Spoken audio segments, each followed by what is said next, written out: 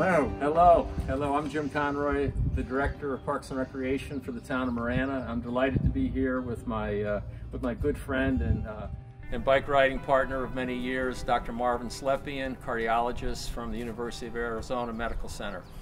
And we're actually launching the Parks and Recreation Department. We really miss our Park and Recreation family. I mean, we have so many, literally thousands of people that participate in our programs throughout the year who we haven't seen through COVID-19. We're going on about 60 days of it, and 2 months of programming is pretty considerable. So we wanted to strategize how we can better connect with you. So the team and myself, we came up with an idea of launching some videos that we think will help you be creative, engage with your family, and stay safe while you're out exercising. And that's what Dr. Slepian is going to talk a little bit about today. But I want to talk to you about some of the videos that we're going to be launching in the next week. And those of you who are on our e-blast, and there's about 4,500, you should see that probably around the 1st of May, and there'll be 6 videos dealing from exercising indoors. Wayne Barnett, our Deputy Park and Rec Director, is going to do a home fitness video. Dave, the Herminator, Herman, is going to be doing a tree trimming video because, as we all know, everything is exploding outside, vegetation-wise. And Bob Stitson, our outdoor recreation supervisor, will be doing some do's and don'ts on the trails when you're out in the Tortolitas or in other mountainous areas when you're hiking. Hydration is so important. I think one thing that we've discovered as park and recreation professionals over the last 60 days is the use of our trail systems has exponentially just soared. Everyone has seen it in the state and across the country. And some of the safety things that I want to talk about quickly before we pass the ball to my good friend Marv Slepian is to be patient on the trail. Now we started, for those of you familiar with the loop in Tucson, we started at Swan Road today. It's about a 15-mile ride over here we're in Crossroads Park, beautiful morning here at Crossroads Park. And in that 15 miles, we probably passed about 200 people. And about a third of them had masks or thereabouts, but a lot of young kids. And you know, someone who has used the loop and used trails for many, many years and has managed these facilities, I would ask people to be patient. And it's, you know, as a park and recreation professional, I love to see these young people with their families out there, but they're sometimes a little unsure in themselves. So be patient when you see them, encourage them. We want to keep everybody safe during this. And right now, I want to pass it over to my masked friend, who's going to give you a little more information about safety. Good morning, Marana. Pleasure to be here, and I want to thank Jim Conroy for the opportunity to speak this morning. First of all, it's a beautiful morning, and I think I want to emphasize the fact that even though we're in this period with COVID, we're all encouraged to shutter in and to be inside. Still, being outside for part of the day, particularly in the morning, to get some sunlight, to keep your regular rhythm, I think is very important. We all know about personal protection and the use of masks, and I think that's very important if you go out in a crowded situation. So actually, Jim, we have to practice appropriate social distancing.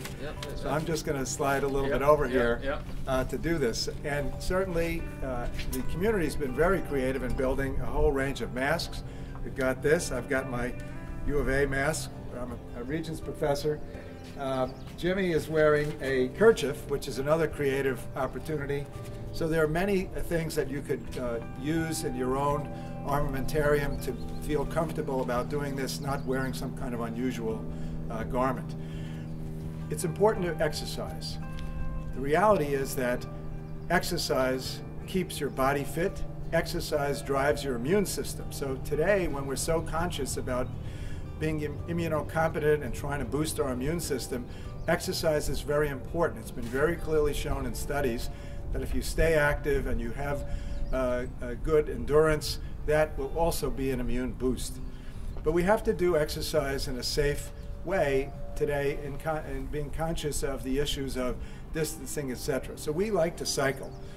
And typically when we cycle, we tend to ride a little bit close. Jim emphasized being out on the loop where it's a little bit crowded. And I think there, using the mask is particularly valuable. Now, I will tell you that We went out today wearing, and we tried both of these. They were very comfortable. I did not feel encumbered by that. In fact, I was breathing fine, so I would tell people to try and find a mask that works. There's another reason to wear the mask. We live in beautiful Tucson, where everything blooms. Right now, we're in the beginning of a pollen season. Everything is green. We're seeing all kinds of pollen on the ground.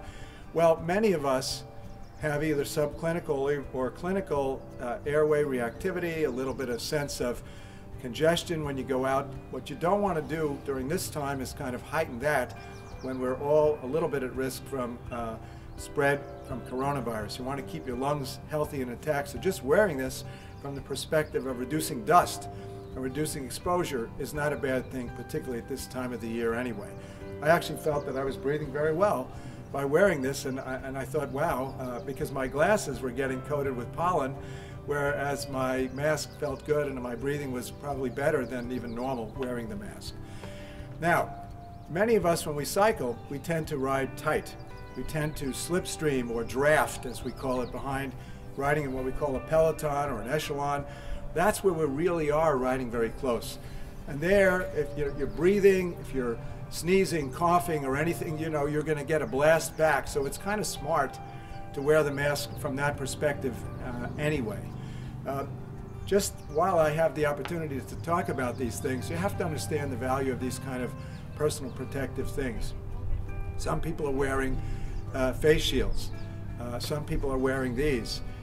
There's a different level of protection you need for different things. So just while I have the advantage of the microphone here, if you're subject to splash or other major things like we are in the hospital with body fluids, that's where you need that kind of a face guard. If you're working when they do reopen and you're going to be in closer contact with some type of activity, maybe like a barber or something like that, perhaps that's where you need that. But if you're out walking around, you don't really need a splash guard.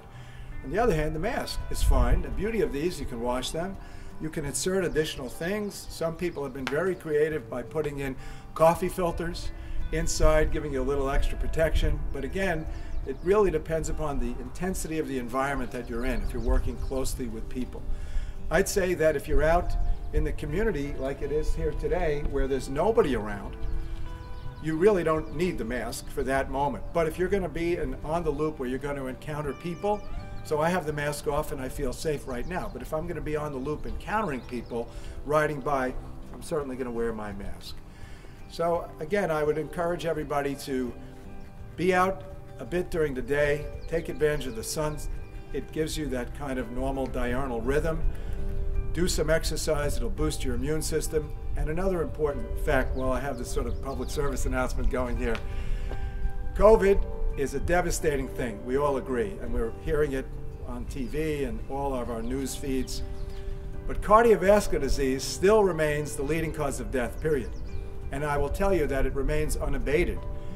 As a cardiologist, we are still taking care of many patients right now that are having issues, heart failure, heart attacks, and other things. So you need to maintain some level of cardiovascular fitness despite this.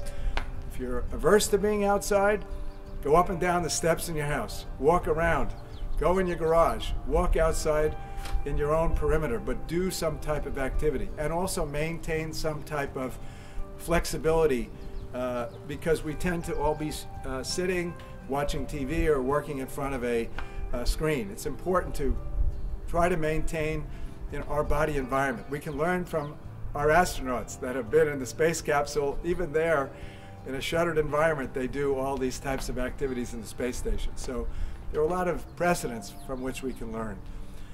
We will get through this, and I think we can get through this with good physical health and good mental health. And being outside is also very important for your own mentality.